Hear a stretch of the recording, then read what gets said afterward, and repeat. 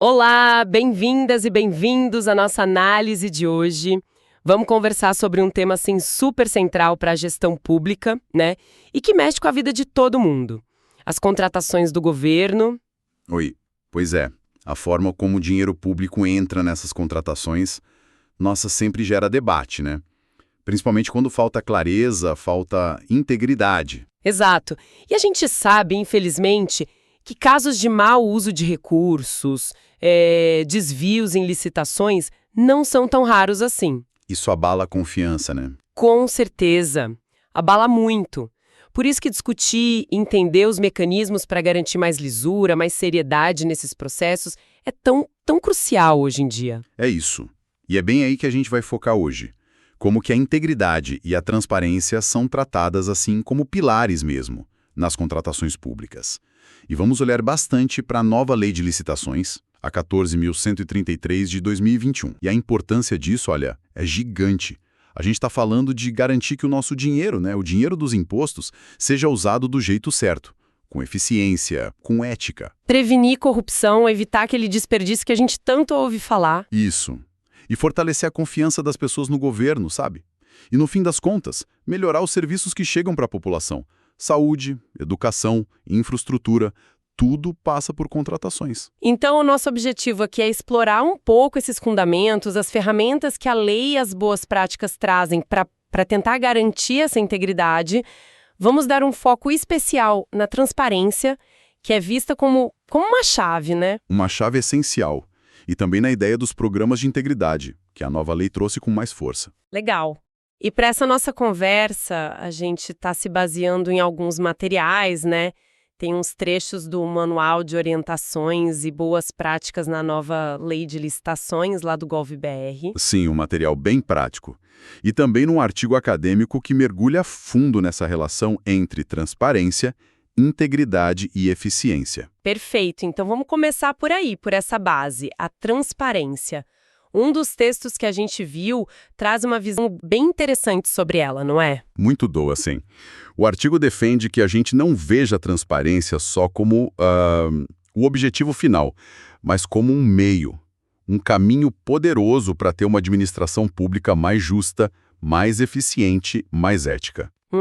É a clareza que abre a porta para a integridade, então. Exatamente, essa é a ideia. A abertura, a clareza, é isso que pavimenta o caminho. E a gente já tinha uma lei forte nisso, que é a Lei de Acesso à Informação, a LAI. Ela foi um marco importante, certo? Certíssimo. A LAI, lá de 2011, foi um verdadeiro divisor de águas. Ela consolidou de vez o direito de qualquer pessoa acessar a informação pública. A regra é: tudo tem que ser público. O sigilo é exceção e tem que ser muito bem justificado. E negar acesso sem motivo pode dar problema para o gestor, né?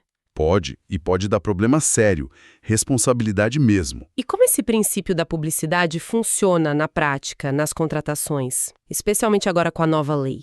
Olha, ele se concretiza na obrigação de divulgar tudo, de forma ampla. Os editais, todos os anexos, os contratos que foram assinados, quem ganhou a licitação, por quanto, tudo isso tem que estar disponível. Para todo mundo ver? Para todo mundo ver. Isso coloca o processo todo debaixo do escrutínio público, né? Qualquer cidadão, qualquer empresa, os órgãos de controle, todo mundo pode ir lá e conferir. É o princípio da publicidade na veia. E essa abertura toda, segundo o artigo que a gente leu, traz uns impactos bem positivos, né? Quais seriam os principais? O artigo lista uns bem relevantes. Primeiro, a transparência funciona como um escudo forte contra a corrupção. Fica muito mais difícil ter fraude, ter conluio, direcionamento, se está tudo ali às claras. Ou deveria estar, né? Entendi. Dificulta a vida de quem quer fazer coisa errada. Exato. Segundo ponto, ela puxa a responsabilidade dos gestores para cima. O famoso accountability. Saber que suas decisões vão ser públicas, que podem ser questionadas. Isso incentiva um cuidado maior, mais diligência. Faz todo sentido. A exposição pública meio que incentiva o bom comportamento, né? Tem mais alguma vantagem? Tem sim. A transparência tende a atrair empresas mais sérias, mais éticas, para as licitações. Empresas que já têm boas práticas de governança Preferem jogar num campo onde as regras são claras para todo mundo. Interessante. Empresas mais íntegras preferem ambientes transparentes. Pois é.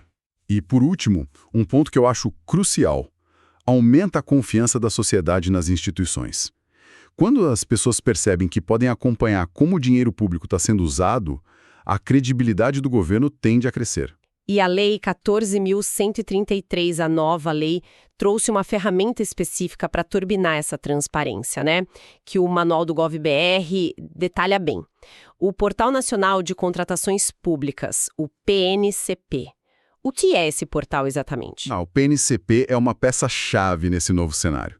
É basicamente o site oficial criado pela lei para centralizar a divulgação de tudo que for relevante sobre contratações públicas no Brasil. Tudo mesmo? Tipo... Tudo.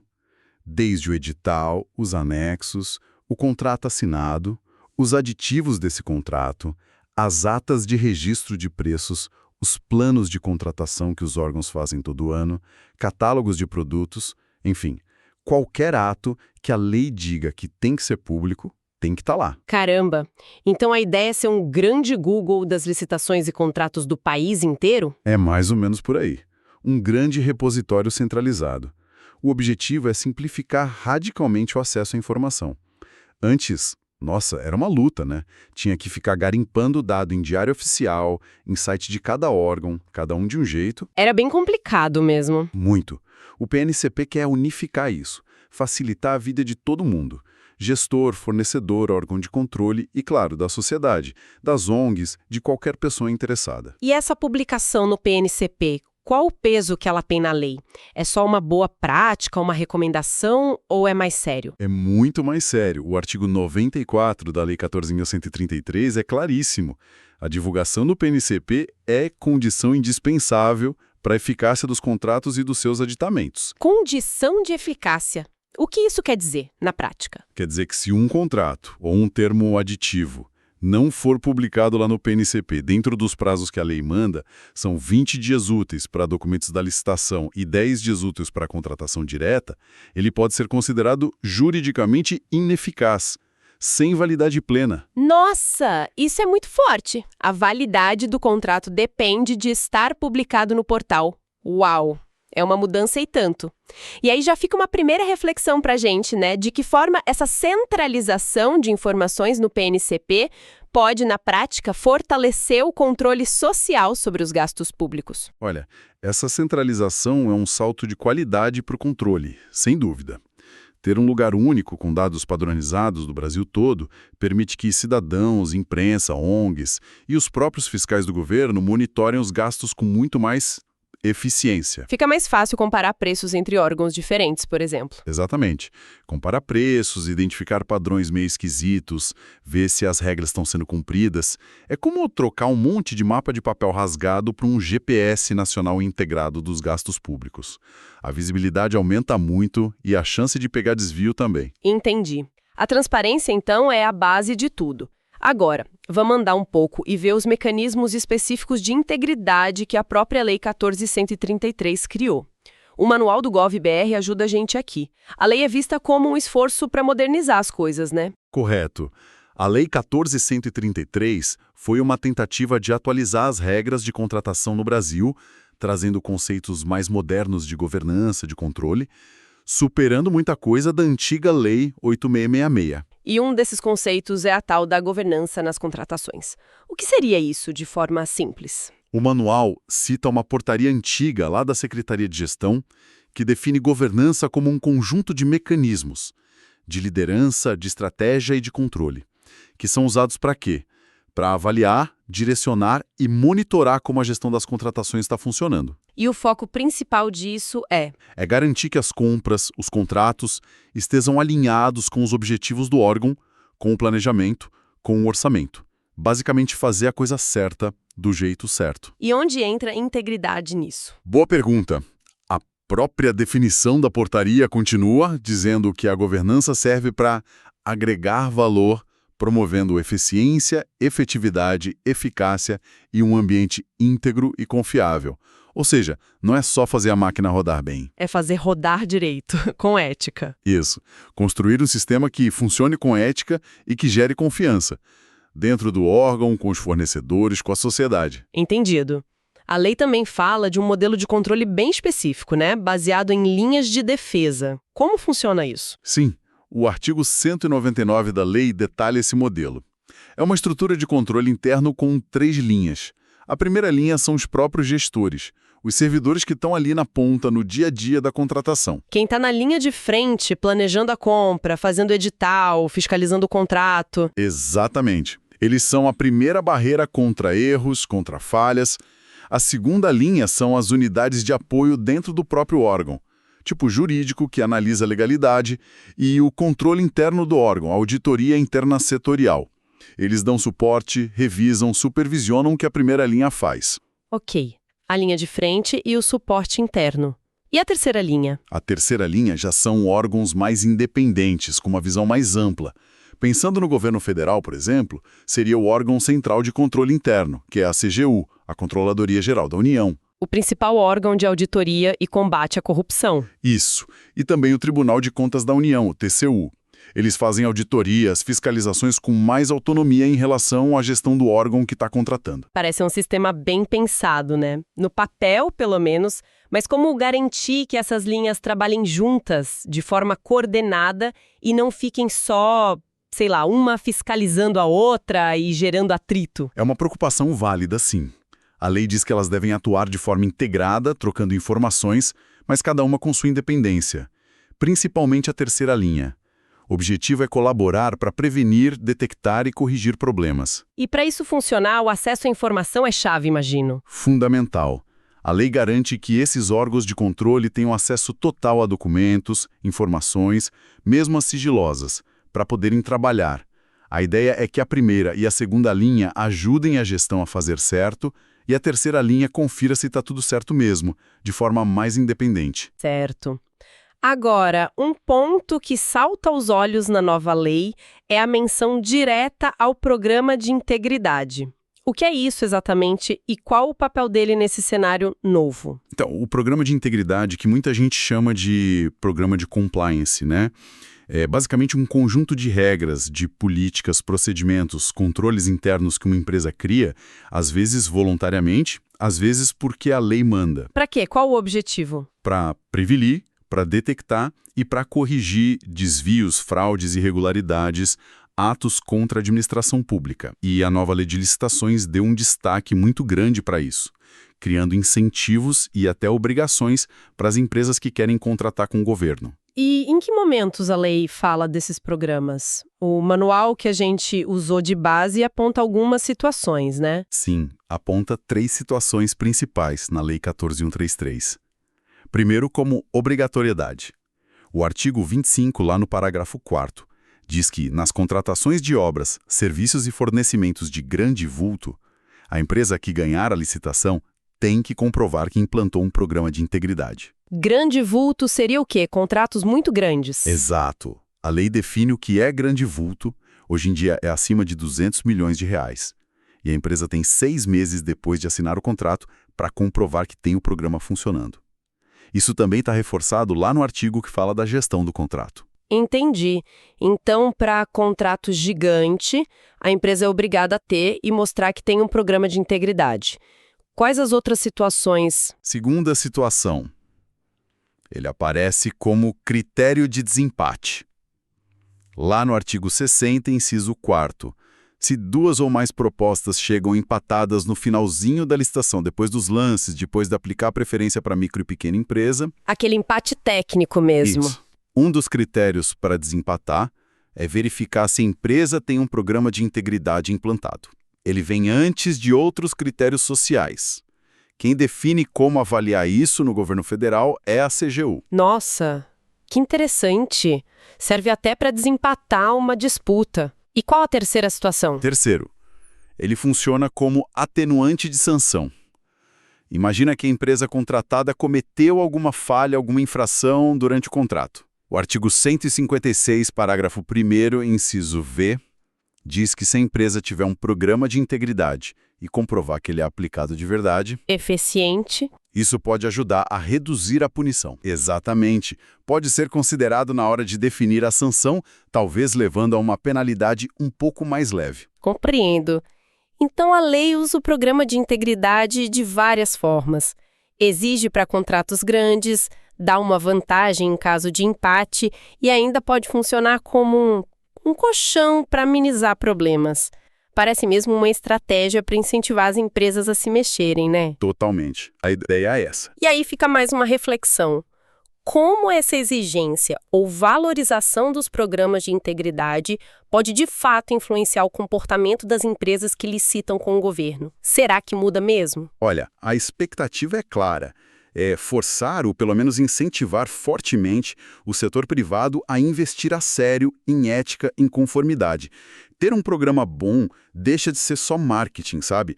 Passa a ser requisito para ganhar contrato grande, vira vantagem para competir, vira até uma proteção jurídica. E, quem sabe, até afastar aquelas empresas que não estão muito afim de jogar limpo. Bom, já cobrimos a base da transparência, os mecanismos da nova lei. Mas a gente sabe que implementar tudo isso não é fácil, né? O artigo acadêmico que a gente usou toca nesses desafios, certo? Toca sim, e é um ponto importante. Colocar a Lei 14.133 e todos esses conceitos para funcionar de verdade é bem complexo, bem desafiador. Não basta ter a lei no papel. Quais são os principais obstáculos que o artigo aponta? Ele destaca muito a necessidade de adaptação da própria máquina pública. As regras novas exigem não só a lei federal, mas um monte de regulamentação por baixo dela. Decretos, portarias. O texto até fala numa estimativa de umas 60 normas só para regulamentar a lei federal. 60? É muita coisa. E o mais difícil, talvez, mudar a cultura dentro das organizações. E a tecnologia que a gente já falou com o PNCP entra forte aí também, né? Demais. O artigo ressalta essa ligação direta. Não tem como fugir.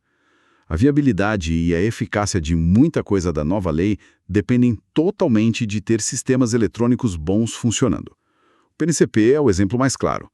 Mas todo o processo de licitação está ficando cada vez mais digital. A transparência digital depende disso. Exato. E a agilidade também. Tudo depende dessas ferramentas tecnológicas. E sobre a cultura que você mencionou, o artigo fala que não adianta só cumprir a regra formalmente. Sim, esse ponto é crucial. A eficácia mesmo de verdade desses mecanismos de integridade não vai vir só de criar regra e sistema. Precisa de uma mudança real nas práticas, na cabeça das pessoas dentro da administração. Tem que superar aquela cultura de só cumprir tabela, sabe? Fazer só o mínimo para não ser punido. Isso. É preciso internalizar a integridade, a transparência como valores de verdade na gestão. E isso leva a gente para outra reflexão importante.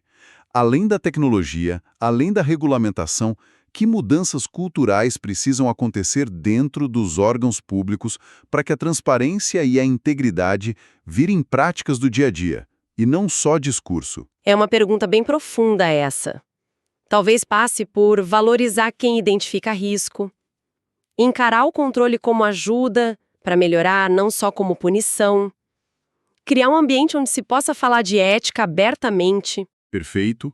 Uma cultura que incentive a aprender com o erro, que promova a responsabilidade de todo mundo pelo resultado final e que coloque, de verdade mesmo, o interesse público acima de tudo. Bom, acho que estamos chegando ao fim da nossa conversa. Foi bastante coisa. Vamos só recapitular rapidinho os pontos principais que a gente discutiu. Vamos lá. Começamos falando da transparência como a base, o alicerce para a integridade nas contratações.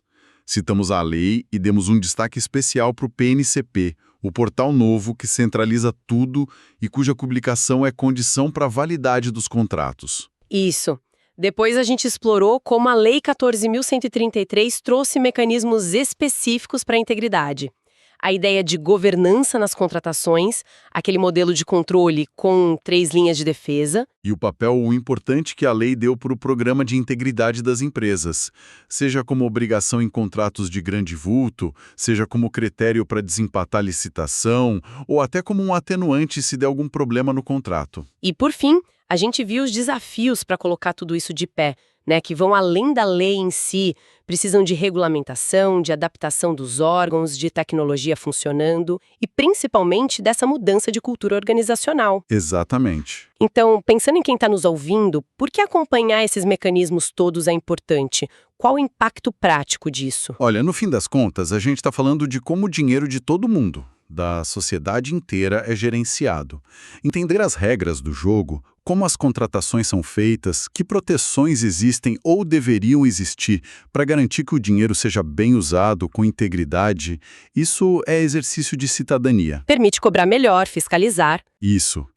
Cobrar, fiscalizar e, principalmente, saber quando confiar e quando desconfiar, mas com base em informação, né? Nas instituições que usam o nosso dinheiro. Uma ótima conclusão. E para a gente fechar mesmo, fica aquela provocação final para todo mundo pensar um pouco. Leis, portais, sistemas, tudo isso é ferramenta fundamental, claro, mas como é que a gente pode, sociedade, servidores, empresas, ir além de só cumprir a lei? Como cultivar uma cultura de integridade de verdade, que esteja presente em cada passo da contratação pública, fazendo da ética um valor natural e não só uma obrigação escrita no papel? É a pergunta de 1 milhão, né? Para que a mudança seja para valer e dure. Sem dúvida. Com essa reflexão, então, a gente encerra a nossa análise de hoje. Muito obrigada pela companhia e até a próxima.